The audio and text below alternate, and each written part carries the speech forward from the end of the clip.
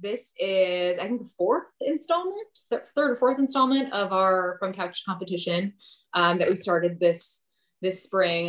Today's going to be talking about getting rowers back, right? So how do we kind of maximize performance coming out of the pandemic, specifically with rowers? So my name is Ashley. I'm a physical therapist here at Performance Optimal Health. I've been with this company almost 2 years and was previously in Boston. And then we've got Shane and Heidi here too. So I'll just have you guys introduce yourselves quick and then we'll get going. Yep, I'm Shane Foley. I'm a physical therapist, been with Performance for a little over 5 years now. I work out of our Greenwich office, so work closely with Heidi and a lot of the rowers over at Greenwich Water Club. So we've developed a relationship and excited. I'm Heidi. I've been with Greenwich Water Club since 2013, which is funny to say because it feels like it's gone by very quickly. Yeah, we work with Performance a lot. We send most of our kids, there if they can get there. And over the last few years, we've been able to kind of start a really good system with them. So I'm very excited to be here tonight. Thanks for joining us. So in addition to talking about, just the overall theme of getting back into rowing, we kind of want to break down what it's looked like getting into the season, especially with the winter and last fall not being normal at all. And then talk a little bit about, how can we tell if our athletes are injured? How can we ask some of those questions? How do we get them back to sport? So Heidi, maybe you can start and just tell us, how did you guys keep fall, winter as normal as possible? What were some of the things that you guys were focused on to make sure your kids were prepared? We kind of realized at the end of last spring, we basically went virtual as soon as everything shut down. And we realized that actually the mental component was going to be a really big piece to the fall. The kids had to have fun, but we also knew they went from being like peak fitness in the spring, right before we shut down, to training on their own, to getting basically 90-minute practices over the summer, it's not that much when you're used to 2.5-hour practices. So in the fall, we had to rebuild fitness and kind of start out and make like a really good, I guess, like aerobic base. But kind of due to time constraints, I would say we had trouble with getting a good core base and a good lifting base back because we couldn't be inside at all. We were outside through all of fall. We would do, some circuits and things like that. And then going into winter, we trained outside in a parking lot every single day. And if we weren't in the parking lot, we had our weight room, which has garage doors, completely open. And so we'd have people lifting in there a couple times a week. So the kids were training in 25-degree weather. So a big component was literally just getting them through it. And but at that same time, because we went through of like keeping them happy, getting them through it, we realized that there were certain things that we missed out on, whether it was like a really good lifting component or a really good core component. So. Anything, Heidi, that you're seeing now in terms of a different level of cardiovascular or fitness kind of preparation? Do you feel like that you guys were able to kind of maximize that? Yeah, no, we got really efficient with practice time because it was just, you had to get in and get out. And the girls did an amazing job of, and I can kind of speak for the guys' team too. They just did a great job of getting in workouts and kind of being very positive. Right now, fitness wise, I think we're almost to where we would like to be. On paper, everything looks pretty good, but there's certain parts that, like different puzzle pieces that you kind of have to put back together to make it a whole picture. So aerobically, yeah, we're in a good place, but we're definitely kind of upping our lifting game as we go into the spring. So nice. As we can, and as things open up. Yeah, totally. Yeah. And Shane, I think me and you can talk a little bit more to this point, but with kids being potentially not exactly where we want them to be, cardio wise, they're doing really well. But like Heidi said, the strength part of things is a little bit lacking just due to resources and kind of what we could do. Any injuries that you're seeing over in Greenwich in particular, like from some of these rowers who, maybe have this kind of strange and different off season? Yeah, I think the off season where like just change because of COVID was really interesting. Like Heidi, I know a lot of the rowers that I've been working with, like you guys rented out ergs or gave out ergs to boys and girls to take home. So it was just like heavy erging on their own. So it's just a lot of repetition with erging, and with gyms being shut down, you kind of miss that like base work. So going into the season with a baseline strength to then start erging and building an aerobic capacity on top of kind of missed a little bit, which is outside of everybody's control. So now it's kind of like looking at it and reverse engineering things and trying to think about it that way. So I guess a little long-winded, but what I'm seeing a lot of more so this year than anything is low back pain, which is pretty common in rowers, right? Like rib injuries, knee pain, hip pain, low back pain, probably like the top 4 things that we see. But low back pain across all spectrums of rowers, right? From the people that are training in college right now that I'm working with to the novice that have just started rowing. And I think a large element of that is you miss that baseline conditioning, just strength, fitness, and physical preparedness to go into sports. And that makes it tough to then just jump back into, especially how hard you guys train at times. I mean, absolutely. I think that was something that we just, it's you go into survival mode, right? Like you just go into, and as you said, we loaned out a lot of ergs to kids over the spring. So not only were they doing it like, a lot of heavy erging, but they were doing it by themselves with no feedback, no critique or anything. So kind of like the safety component went out the window of like, okay, this is proper technique. You're not going to be hurting yourself. It's just, with 65 girls, you can't get on a Zoom with every single one of them. And the last thing that they want to do is be on a computer at the end of their school day. And that's part of what I'm seeing too, right? Is I've always seen kids who've got, back pain with rowing, like Shane said, it's a very common injury with rowers. Yeah. But now I'm seeing kids who are like, well, my back is also hurting while I'm sitting at school, right? Yeah. It used to just be pain with rowing or after a long practice or like a hard erg set. And now it's like at school because you sit all day, they're not moving around as much or they're on the computer. So some of that we can't really, it's circumstances, we can't address all of it. But what would you guys say, respectively in your fields? How are you like talking to kids about and parents about like, how do we mitigate those risk factors, right? The constant sitting, and unfortunately rowing is a sitting position. Yes. One thing we noticed early on was a lot of the kids were doing all their Zoom schooling from their beds. And we were like, you can't do that because it's worst, like reclining position. You're like laptop propped up here. Exactly. So I think when you go into this like survival mode of like, just get the workout done, you forget to warm up and you forget to cool down and you forget to stretch. So you're just like, okay, I just need to get this warm up done or like this workout done. And I think that was something that we saw early on. And even now, a bunch of our kids are still virtual because they didn't want to risk it, I would say. Like they just want to kind of stay close. So I think a lot of them still are in, the same place at home all day, and then they come to rowing. So I think what we're trying to do, sorry, this is long. We're trying to just like do a lot more warming up, a lot more cooling down, and a lot more stretching and core at the end of practice, just to kind of like build them up, because I don't think a lot of them realize that.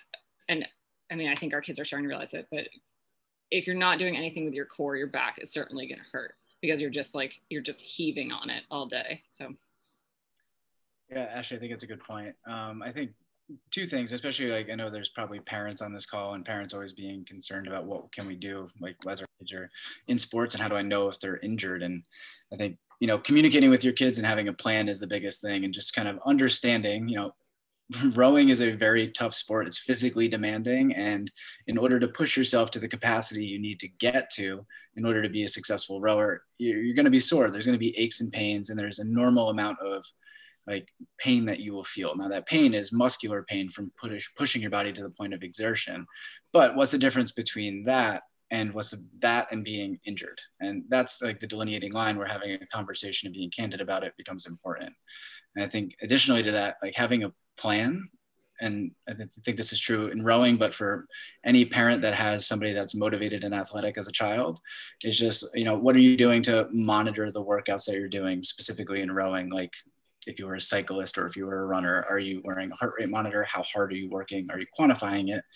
And what are you doing, like to Heidi's points, to refuel and re-energize your body? Like, are you bringing food with you? Are you eating 3 meals a day plus snack? Are you tracking how much water you're intaking at all? Are you drinking water throughout the day? Or are you just trying to cram everything in like when you get home from practice? So having a plan is going to be important too.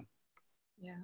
I think the tough thing with that rest and recover too is, Heidi, how many days a week do you guys practice? So we're doing 6 days a week. So right, which is, I mean, typical of like many competitive sports, right? So like, what are they doing on that 7th day? What are they doing when they get home from practice? That kind of thing. So like Shane said, make sure you're refueling, make sure you're rehydrating at an appropriate rate. Make sure that 7th day is either like a total rest day and or a very light mobility day or PT, you know, whatever it is that they need. So I think that's the big thing too, right? It's been a year of not normal competition, and these kids like want it so bad, and now they're back to it, and it's like, right, how do we scale them to get there without jumping, you know, 1,000% in, making sure that they stay healthy? No, it's a really good point. And I think that's, you know, even on a day like today where it's 70 degrees, a lot of them forget how thirsty they get, you know, like it's just with everything changing, you know, they get on the water and they have water and Gatorade, maybe sometimes 2 bottles of Gatorade, and they, you know, they're done with it 75% through practice. So it's just something that, like, especially as your body adjusts, you know, we went from 90-minute practices over the winter to 2.5 hours now. It's just this new exhaustion. And you're completely right that off day needs to be just an off day. Right. The one thing, Heidi, you tell me what you're seeing, but the one thing I'm seeing different than last year, and I think this has to do a lot with like Zoom school and just like the in 2 days, out 3 days, depending on what school kids go to. There's not as many kids. I think the stress level in school and like the all-nighters are staying up late. That was a huge issue over the last couple of years, where if you're coming into practice dead tired and fatigued, you're probably pushing your body past that point that you should be.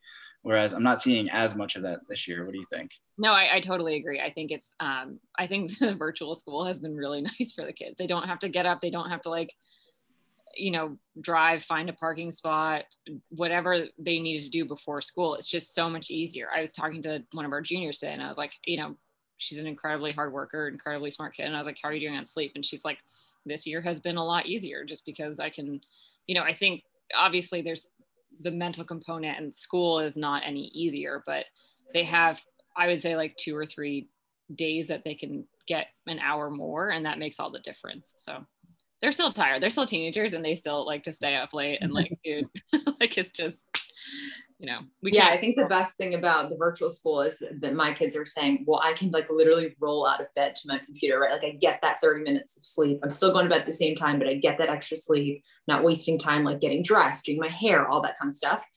So on the one hand, it's like, there is some benefit to the virtual, you know, aspect of where we're at, but then, you know, the flip side of it is kind of what we've been talking about.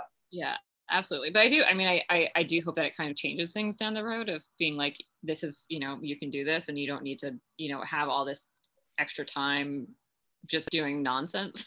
Like, just make everything more efficient. So we're just like help to shift the mindset of the athlete, right? And just like, look at how much better I felt and did when I did get this sleep. I have to prioritize that extra 30 minutes. Completely. Yeah.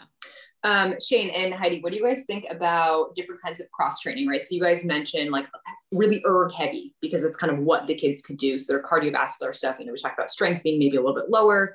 What do you think about like other forms of cardiovascular exercise that these kids, you know, could be doing now, could have been doing then, and then different kinds of strength training?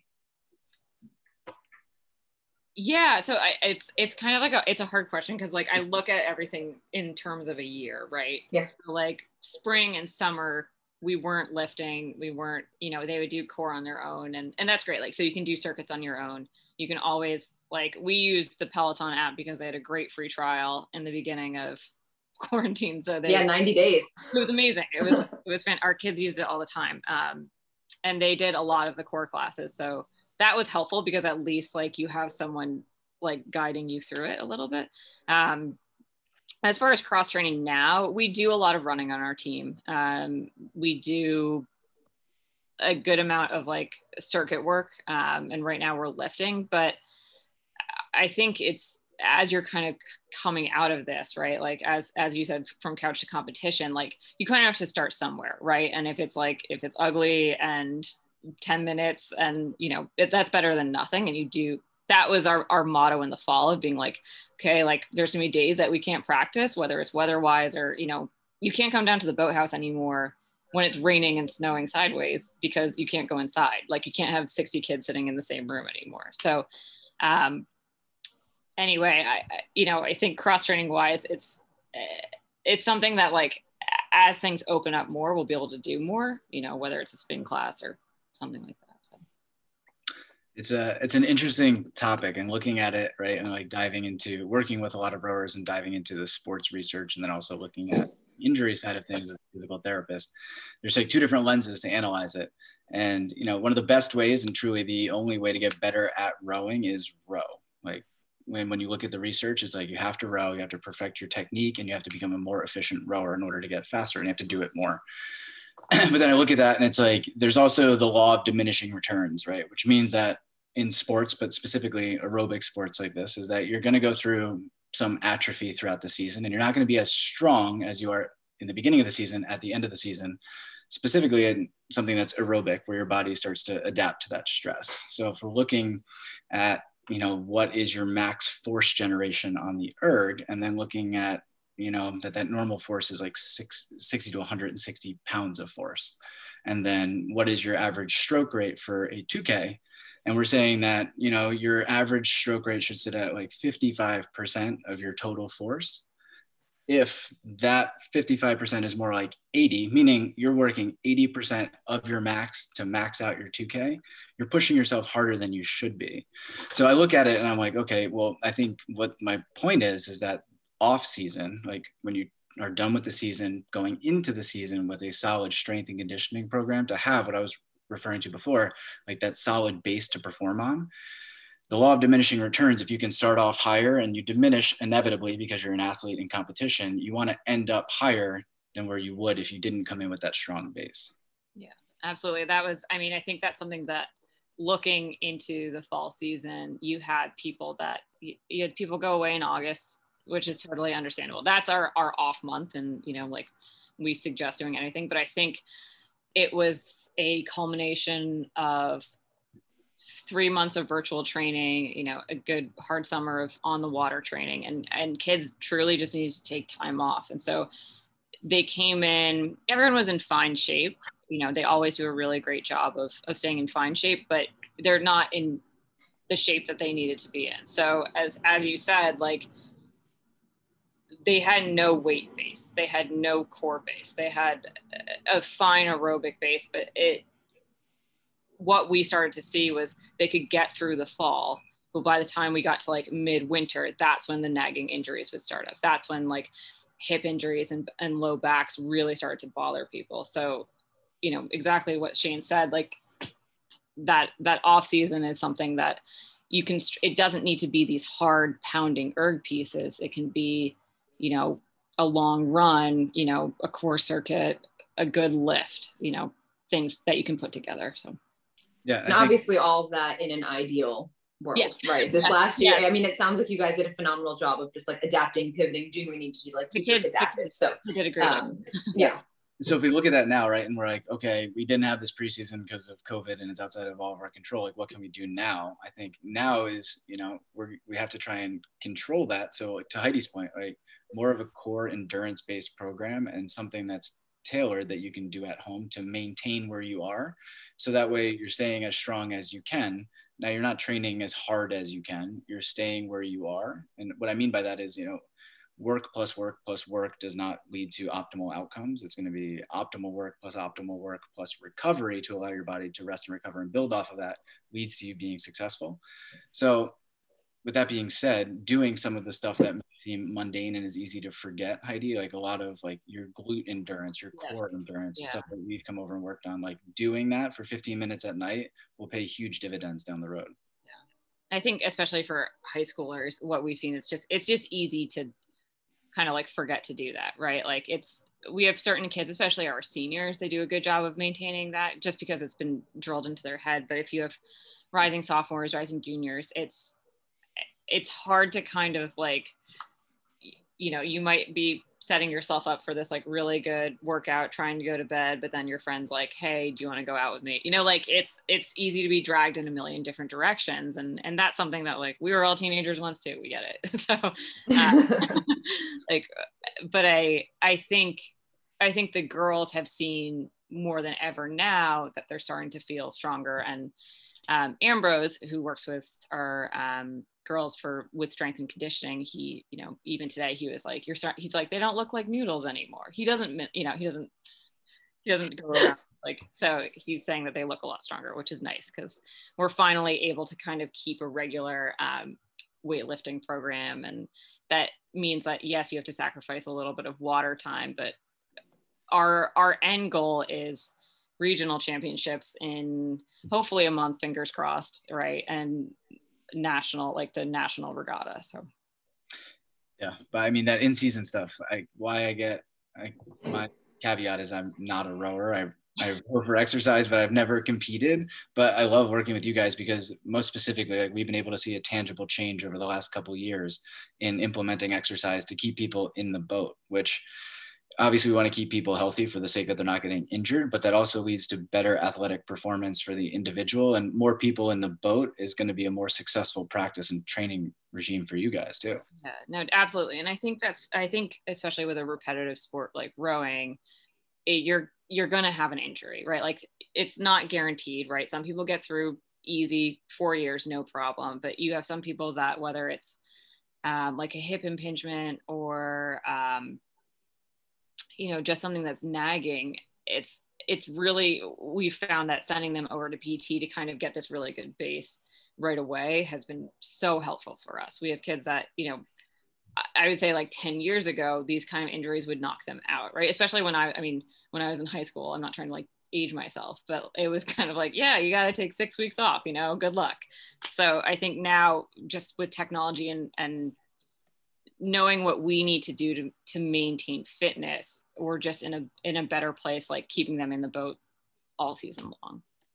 Yeah. And I mean, my philosophy, obviously being a physical therapist and having played sports through college too, is just like, you want somebody to get back to sport or stay in sport as quickly and safely as possible. So it's not a or conversation. It's not you're in sport or you're out of sport. It's like a yes and conversation for me. Like, yes, you're injured and we're going to do this to allow you to continue to, you know, perform, but understanding it's going to be a tug of war where we have to control which forces are pulling which way.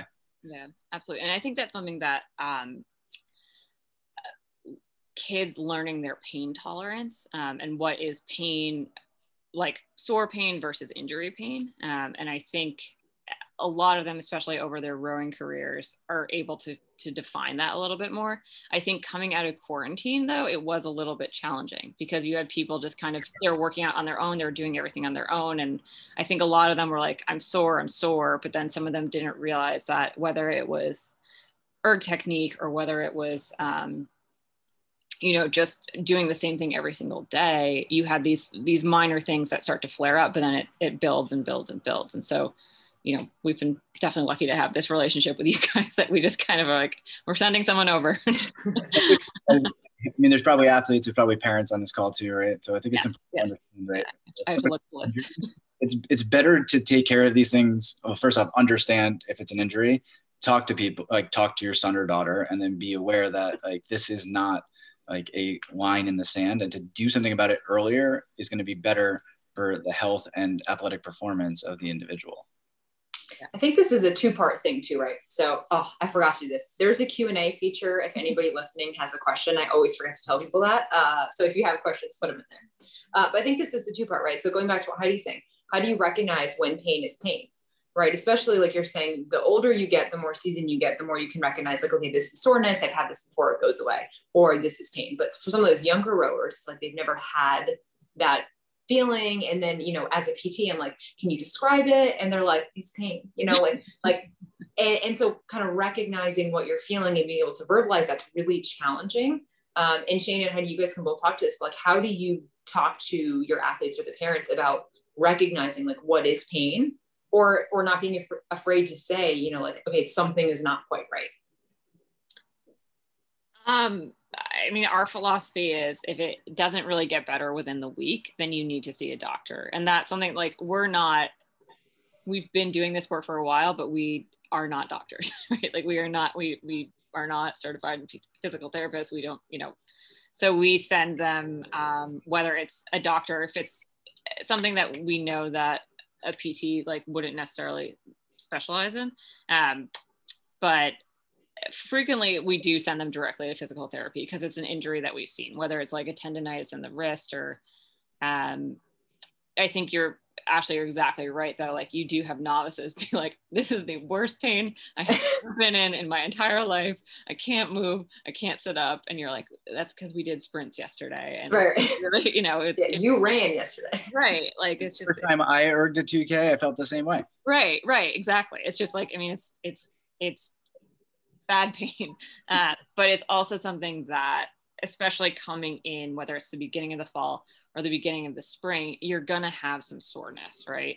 And I think our novice coaches, and we try to have this conversation kind of preemptively of being like, you're going to be sore, but if something feels really bad, then we have to get it taken care of. So Shane, I don't know if you want to elaborate on that. Yeah, I mean, if it's starting to affect your day-to-day life and it's starting to cause you pain with things that you didn't otherwise have pain with that are outside of athletics, that's when you have to start looking at it a little bit earlier. I completely agree with your point too. Like we got involved because PT is a first point of entry, whereas you don't sometimes to get in with a doctor. I mean, in the area that we live, you can normally get in pretty quick, but even the matter of days can be frustrating to parents and to athletes and just be sitting out in the unknown. So that's where we step in and try and help out with that. But I think having a clear line of communication, just analyzing, does this hurt, or am I injured, or does this hurt, and does that hurt get better, or does that stay consistent? And if it stays consistent and it's bothering me throughout my daily life, I should probably look at it a little bit further. Yeah. And now Shane, you talked about this tug of war, right? But it's not you can play or you can't play, you can participate, you can't. It's like, how do we get you to participate as much as possible while still making sure that we're doing it safely? So I don't see as many of the Greenwich kids anymore now that I'm in New Canaan, but can you guys talk a little bit about like the relationship between coach and PT and how you guys work together to kind of maximize that athlete's potential to return to sport as safely, but as quickly as possible?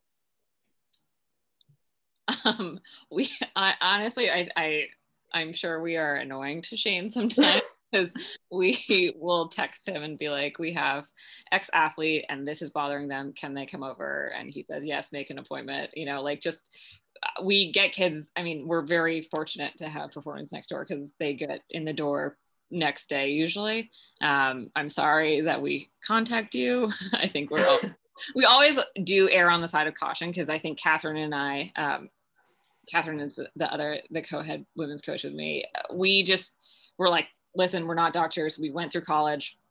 We've both had injuries before and we can't if it's something as easy as tendonitis, yes, we can recommend an ice pack, right? But that's, we're not going to go farther than that. So, as you said, it is like the first point of entry. So we really do push kids, into physical therapy early because we think it's just great. Like we think you have someone else looking at kids in a way that you can't see at all, right? Able to diagnose something in the way that they move that we may not be able to see, even if they're in front of our face 2.5 hours a day. So I think that's been very helpful for us throughout this process. Yeah, Ashley, I think, well, first off, you guys are not annoying. I love collaborating. So I think, it's important. We look at it from a different lens. I'm not critiquing anybody's form, but I watch people on the erg and I give feedback based on my biomechanical assessment. So that way, if I say somebody only has 90 degrees of hip flexion, and then Heidi's like, oh, well, that makes sense why she rounds in her low back as she comes into the catch, because her hip can't get there. So she has to round in her back to get there. So we can put our heads together and look at it from two different sides to come up with a recipe for what's best for the athlete. The other way I look at it too is just and Heidi weigh in on this, you guys are trying to build aerobic and anaerobic conditioning throughout the year, and which should be gradual to peak as you guys are going into competition season towards the end. So the easiest thing for a doctor to do at times is just to say, take 2 weeks off and rest, and then pain will go away. But if you take 2 weeks off, if you don't have pain and you take 2 weeks off, you're going to get deconditioned. So if you have pain and you take 2 weeks off, you get deconditioned, and then you have some kind of underlying injury that you're then going back into the same level of athletic competition, now probably slightly frustrated because you're a little bit behind and pushing even harder. So I think if you can continue to work and train through that in a safe and appropriate fashion, you're going to be better in the long run than just, a hard stop in a sport like rowing. Yeah, absolutely. I think that's something that we've seen. If people will go, if they go straight to a doctor, then and that's something that we can't really fight with either. If a doctor says you have to take 2 weeks off, then that's something that like, I'm not going to go up against that.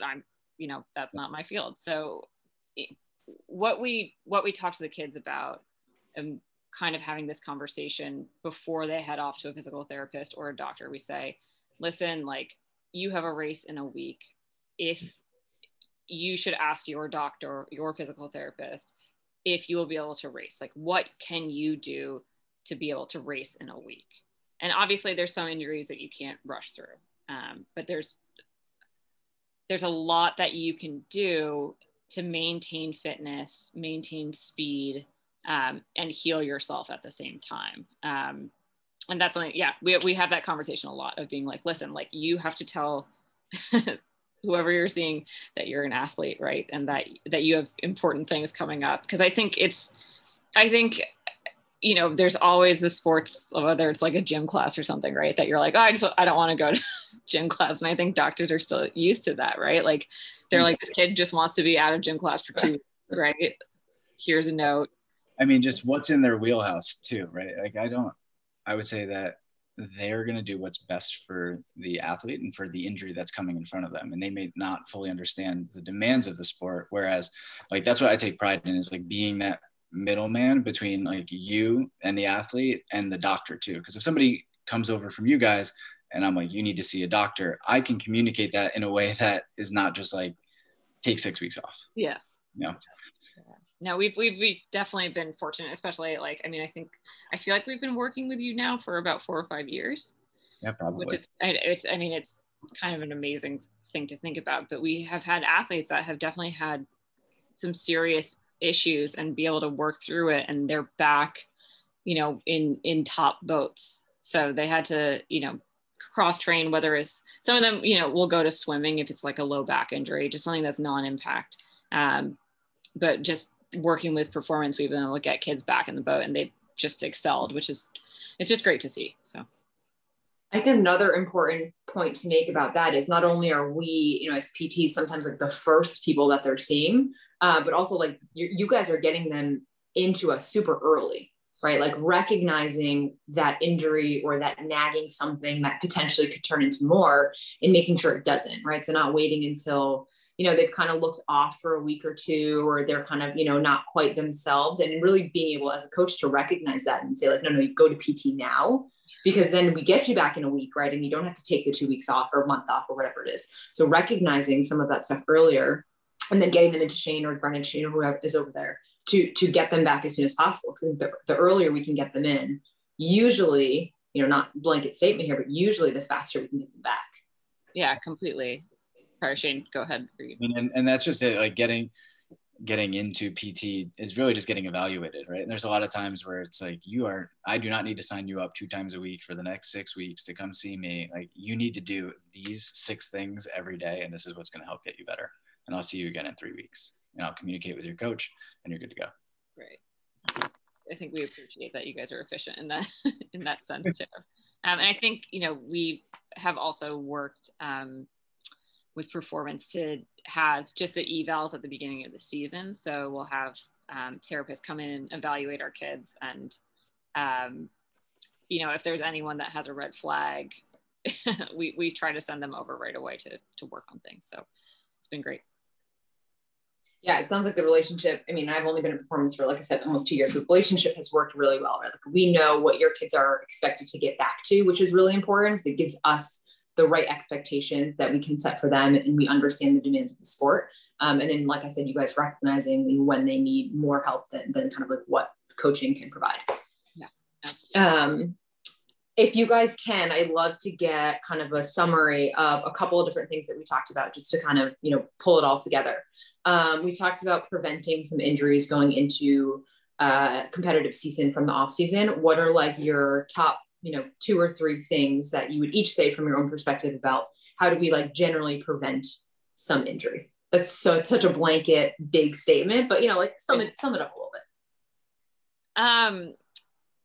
I think we've had this great hindsight of this year. So I would say a complete training program would be, like whether it was like making sure that you're erging, because as Shane said, like you have to keep rowing, right? Like whether it's, if you're away from the water, it's erging, it's lifting, it's running and stretching, right? Like just making sure that you're kind of tying everything in together, and not just doing too much of one thing.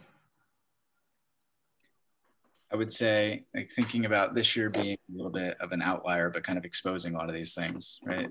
That taking the opportunity to maximize your off season is going to be really important for two aspects: to let your body rest and recover from the stresses of rowing that you've been doing for months leading up to it, and to build that foundational base of strength and endurance that you're going to need going into the next season.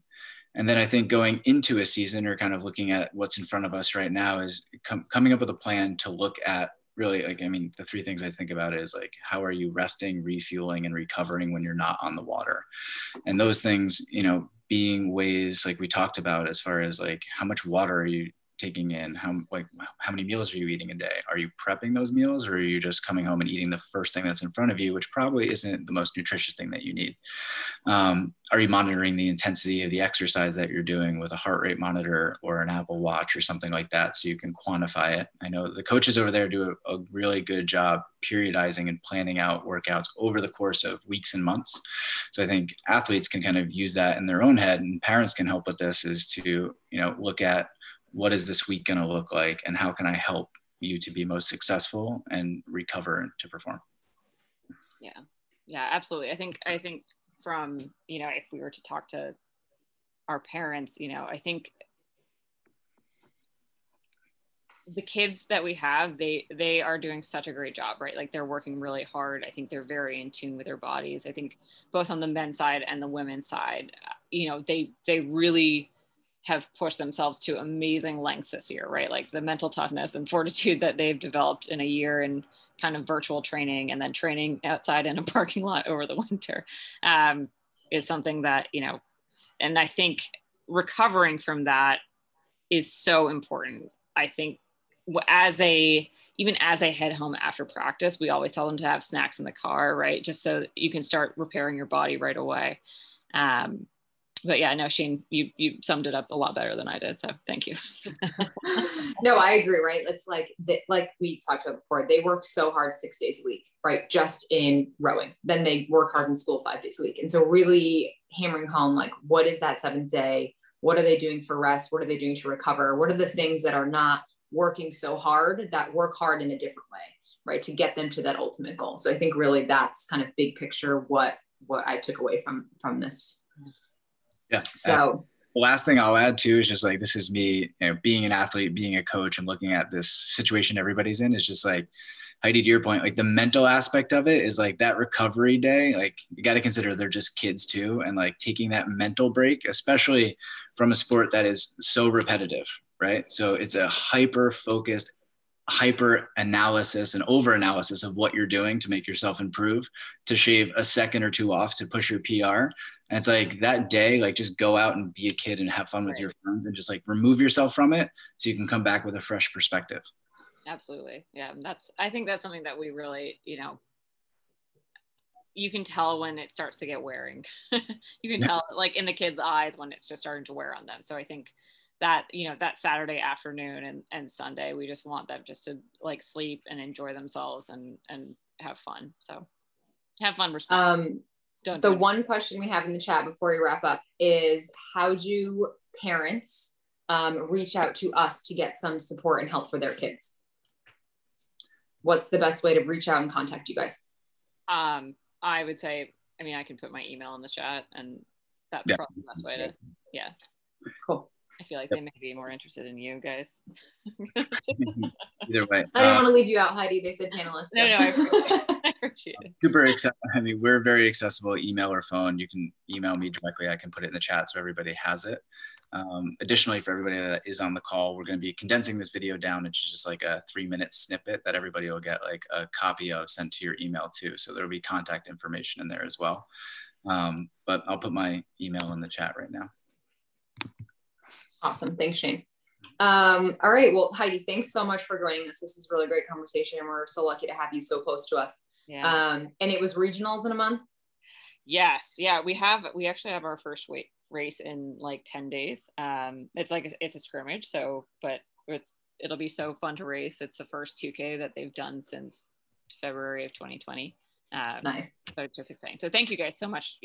This was really fun. I really appreciate everything that you've done for us. So yes, and we love working with you guys. And still, if you guys need somebody to come down with Florida with you, yeah. All right. You're signing up in June. All right. Well, thanks everybody. Like Shane said, this will get condensed down and put up so that people can kind of go back and watch it. Heidi, Shane, thanks again. Ashley, thanks. Thank you. Bye.